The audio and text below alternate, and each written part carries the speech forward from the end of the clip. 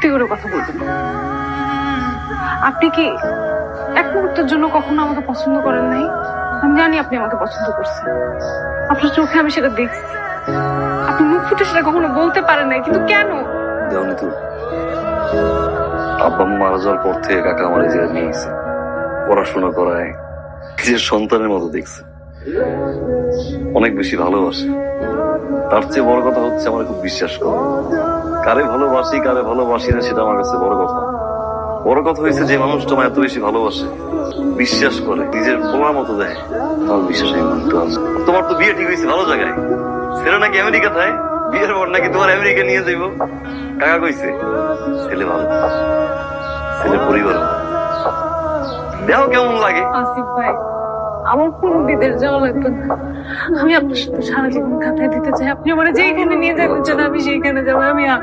আমার তো ইচ্ছা করে এই রুমে এখানে আপনার হাত ধরে আপনার সাথে সারাদিন গল্প করি। আপনার সাথে আমি ঘুরতে যাবো, সাগর দেখবো, পাহাড় দেখবো, বৃষ্টিতে দেখবো। আপনার কোনো ইচ্ছা না, ছাড়বো না।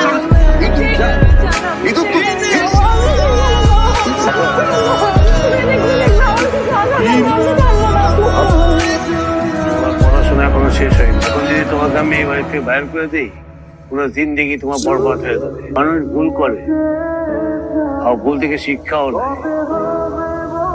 আশা করি তুমি আমার কথাগুলো বুঝতে পারছো।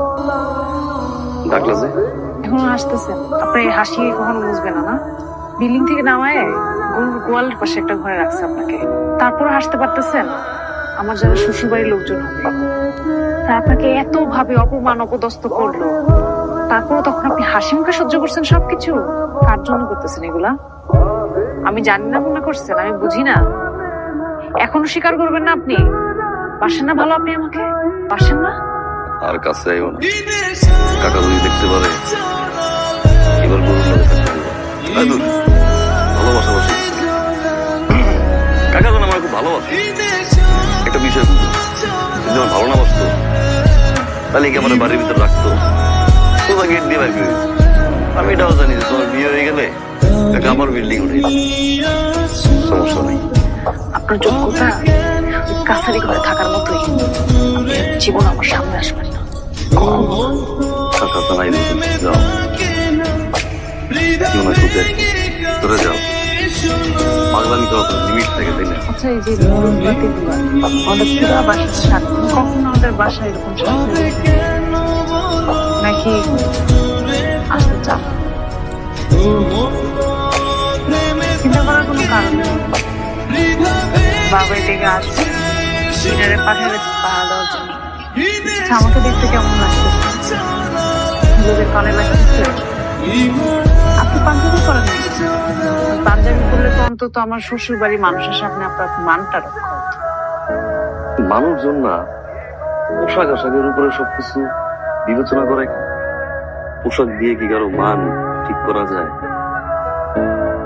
ভালো একটা পাঞ্জাবি পড়লে হয়তো তারা ভাবতো যে আমি খুব ভালো বংশের ছেলে।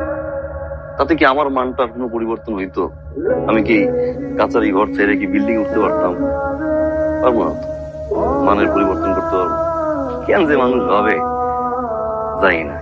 আজকে যদি আমার বাপের টাকা থাকতো অনেক, আজকে যদি আমার মা বাইতে থাকতো, যদি আমি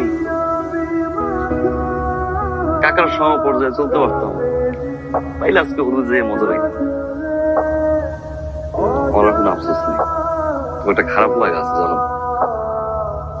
কাকা যেন কোন সময় ভুল না বুঝে, কোন সময় যেন কষ্ট না পায়, এই জন্য তোমার আমি কোনদিন ভালোবাসাও কইতে পারিনি যে ভালোবাসি। এই কাকাই বুঝি। আপনার জীবনে যদি আবার এমন কেউ আসে যাকে আপনি ভালোবাসতে পারবেন, তার জন্য কি এই কাছারি দিয়ে সাজাবে? যারে ভালোবাসি তারে সংসারটা করতে আমি খুব ভয় পাই। সংসার জিনিসটা খুব দামি একটা জিনিস মনে হয়, অনেক ভারী।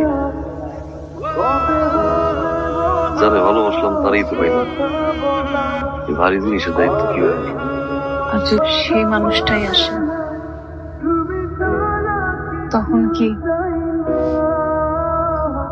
নিজের হাতে আপনার এই কাছারি ঘরটা মরিচপাতি দিয়ে সাজিয়ে তাকে বরণ করে নিবেন?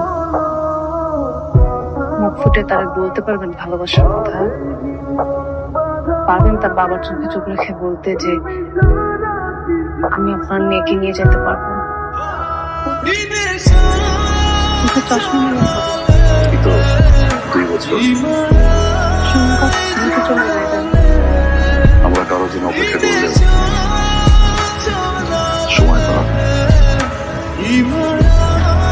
যাই হোক, তুমি এখানে কিভাবে আসলে? কিভাবে আসলাম? তার থেকে বড় কথা হলো আমার আপনাকে খুব দেখতে ইচ্ছে করছিল, তাই চলে আসলাম। আপনি কি আমাকে দেখে খুশি হন? খুশি হয়েছে।